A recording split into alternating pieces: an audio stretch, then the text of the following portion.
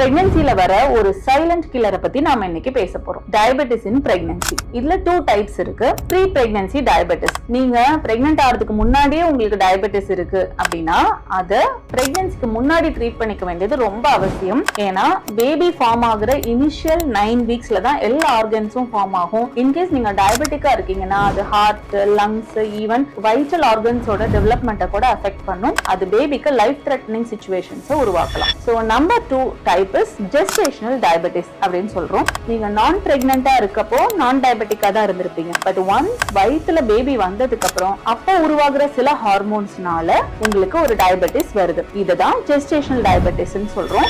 இது பாத்தீங்கன்னா normal sugar டெஸ்ட்னால கண்டுபிடிக்க முடியாது. பிரெக்னன்சில உங்களுக்கு ஒரு சுகர் டெஸ்ட் கொடுத்துட்டு 2 தடவை 3 தடவை டெஸ்ட் எடுத்து அதுல இருந்து கண்டுபிடிக்கிற இந்த ப்ரொசீஜரை தான் நம்ம குளுக்கோஸ் டாலரன்ஸ் டெஸ்ட் அப்படின்னு சொல்றோம். ஸோ இதுல என்ன தெரியும் அப்படின்னா ஈவன் சட்டிலா இருக்க ஒரு டயபெட்டிஸை கூட கண்டுபிடிச்சிடலாம். ஏன் இது ரொம்ப இம்பார்ட்டன்ட் அப்படின்னா டயபெட்டிஸ் இன் பிரெக்னன்சில பெரிய சிம்டம்ஸ் எதுவுமே இருக்காது. ஒரு கொஞ்சம் வீக்னஸ் இருக்கலாம் அண்ட் ஒரு லெத்தார்ஜி இருக்கலாம், சம்டைம்ஸ் ஒயிட் டிஸ்சார்ஜ் மாதிரி கம்ப்ளைண்ட்ஸ் இருக்கலாம். வேரஸ் அது பேபியை ரொம்பவே அஃபெக்ட் பண்ணும்.